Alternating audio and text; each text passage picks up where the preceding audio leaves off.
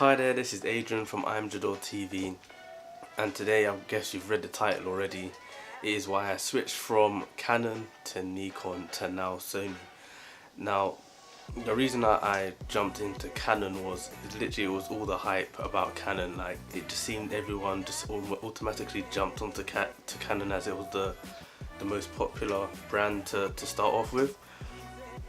But I had the Canon 1100D is what I started on. I had a 18 to 55 was the kit lens. 18 to 55 is what I started out with, and then I got the 50mm not too long after actually, and that's when I started to get creative with the photos. 18 to 55 was okay, and then I started researching photography more. So this was like a good nearly 10 years ago now. So the 1100D just came out basically.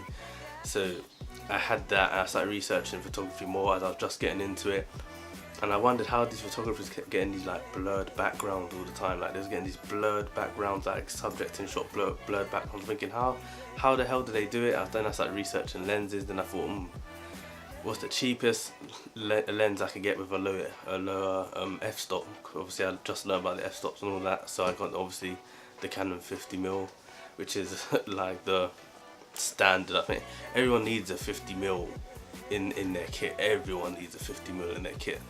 Don't let anyone tell you otherwise. But that's when I got that, and then I started to get like creative with the shots. I started to enjoy it more, started to get creative. As I then went on to, camera did I have next? Then I went on to have the 700D. I think that was next after I had the 1100D. Yeah, I think I got the 700D, and I had a few more lenses like 75 to 300. Like, I got a few more lenses, but as I love the 700D. I love the touchscreen. I love the flipped out turn around, all of that business. I love that feature. I think that was probably one of the, definitely that I enjoyed that the most out of the Canons that I had, which I only think was 2. I think I only had 2. I'm sure I'm going to remember. If I do remember, I'm going to put it in the description below, but I that's all I can remember right now because I've had so many. As I've researched even further, I was getting into, at that point I was only shooting maybe objects of wildlife, a bit of wildlife, nothing too serious, and then I started to get into models and stuff, so I thought, let me research a bit more. And then the certain photographers I was watching, and just their colouring just in their raw pictures was just like, how do I get this look, like how? And then I just looked at what gear they were using, and it was a lot of photos I was attracted to that was shot on Nikon. So I thought, no, it can't just be a camera. Then eventually I got the first Nikon I got was the D700. The first Nikon I got, because I wanted to jump to full frame and I wanted the cheapest way to do it. So I got the D700, and I loved that camera. I didn't even have that. I think I had that camera for 3 months before I upgraded again. But full frame was where I know I needed to be, because they gave me the background blur I wanted, the quality. I got a few Canon. I got a few Nikon lenses. I got the 50mm 1.8G. I got some of the vintage lenses, like the Minoltas and stuff like that. I got a couple vintage lenses to slap on it for cheap. I'm an advocate for cheap vintage lenses that give the same bang for your buck basically, and image quality is, you can argue. I personally think if you're going to edit anyway, you're not going to tell the difference. But obviously a lens made 30 years ago compared to one that's made now, so obviously one's going to be now is going to be better. But if you're going to edit it, you've got good lighting, you can't tell the difference. No one can tell the difference in my photos, and I use a Optica at the moment, but I'll get into that later. But yeah, I had the D700. I enjoyed that, but it was quite at the end of life. Like, the shutter count was ridiculously high. I wanted a bit more dynamic range. I wanted better low light performance. I then jumped to the D610. D610, love that. I think that was probably the best camera I had. I fell in love with that camera, and then I paired it up with the Sigma 35 1.4R. I don't think there's a better lens out there than a 35mm 1 point art lens. That lens, to this day, is the best lens. I've got my best shots on it. I'll get that lens back any day. I'm due to get it back any day. I literally love that camera. The only reason why, this is literally one reason, yeah, or two, or three, but whatever. But literally, there's only a couple of reasons why I switched from the D610 was because the weight of it, and the 35mm, and I had a flash on top, and the battery grip. Carrying that around all day when I didn't have a camera bag just around my neck, killed. Like literally, it's like you have to be a weight trainer or to do weights or something to carry that pairing around with all of that stuff. Like, it was so heavy, and one day I just got annoyed. I was like, you know what? I love the camera. What can I get for the same quality that's just lighter? And the other thing that I wanted was video capability, like the focusing and video capabilities. Like, I wanted to use manual lenses, but I keep looking at that little dot in the corner. So if I'm holding the camera up like this, I'm trying to look in the little dot in the bottom left to see if it's in focus on the manual. Then I forgot that all the models moved, and then it's just inconvenient. So I need a better performance when focusing with a manual lens. That was another thing. I wanted better video, not quality but functions, basically, little extras that you get. And this is the point where which is what I'm filming on right now, my Sony A7 by far gives, and what made me get this as well, because the D610 and the Sony A7 have the same sensor, so I'm going to produce the same pictures thereabout. Like, Sony make the Nikon sensors, so it's going to be roughly the same. So I then switched to that. Absolutely love the Sony A7.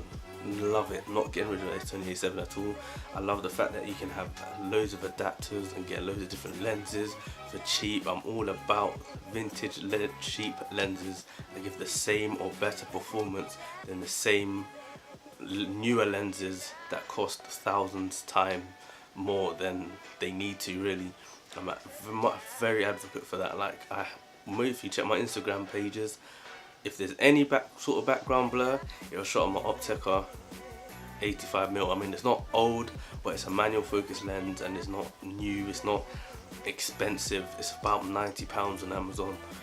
I'll leave the link below for that as well. But it's an amazing lens, produces amazing shots. Like, you don't need to spend that much, so that's why I got this lens. I mean, this camera, sorry, because you can switch the adapters, get different lenses cheap.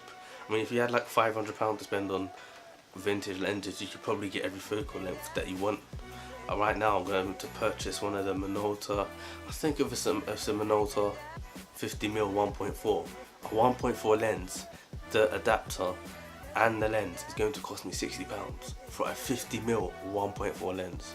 Like, come on, you're not going to get that from Jessops. I'm sorry, Jessops, but you don't sell a 1.4 anything for less than, I don't know, £500 maybe. So that's another reason why I do love this Sony A7. I'm due to upgrade. I've heard rumours of the what was it? There's another, not the Sony A9, but past the A9. I'm not sure what it is, so I don't want to get the name wrong. But they got another line coming out with the R's and the S, and again, so I'm going to wait for that, or I'll wait for that to come out, and then maybe the price of the Sony A7R2 will drop, probably. So I'm going to wait for that, because I do want this A7R2 strictly for photos. I might get an A7S too for the videos, and just keep this as a backup body. But I'm not moving from Sony anytime soon. Anytime soon. I love the Sonys. I don't know why people complain about the battery life in these. Like, I go on shoots almost every day. I never get through 2 batteries. I barely even get through one, but if I do get through one, I never get through the second one. And the fact that the batteries are so cheap, you can get a charger, dual charger and 2 batteries for £11. So for £22 you could get 4 batteries. So do you know, or an official Canon or Nikon batteries, near about £90. So I kind of got to weigh up the pros and cons and if it's really worth it. Like, to me, I don't know why people complain. The overheating, I've only ever had it overheat once, and to be fair, my room was very hot at the time. I had studio lights, I have a small room for what I was filming as well. I had a few people in here, it was very hot, and I kept it rolling for a very long time. So for me, I'm not really going to be in those settings a lot. I'm mainly going to be doing short videos, YouTube videos and photography. So the overheating issue for me is not a problem. But apart from that, I don't find anything wrong with it. Even the kit lens that I'm videoing on right now, perfect for vlogging, for what I want it to do. Any video work, it's good. So apart from that, I actually don't have any problems, and I recommend it. It's light, it packs a punch. I mean, I can carry that thing around all day. Like, I have to check it's still there. Just that it's so light, I literally have to check that my camera's still there. So I actually still recommend it. Is it worth still buying in 2017? 100%. 100%. It's the cheapest way to get into full frame. I say anyone that wants to jump into photography, don't even bother going with a crop sensor. Straight full frame. Get the better quality. I mean, if you're doing wildlife, I can see the benefit of crop sensor as you get further with your focal length. But for me, I'm never going back to crop sensor. So that's just really my take on things, guys. That's really why I switched from Canon to Nikon, then to Sony, and I'm here to stay. Wasn't sponsored by them, by the way. It might seem so, but I just literally love the cameras. I do my research and I only buy in what I trust and what can deliver. So having that said, guys, if you want to check out some of my photos, all of them, my links are below. It's probably on the screen as well. Make sure you give a like, subscribe, any comments of what gear you're using at the moment or what you've switched from. And guys, I'm going to catch you in the next one.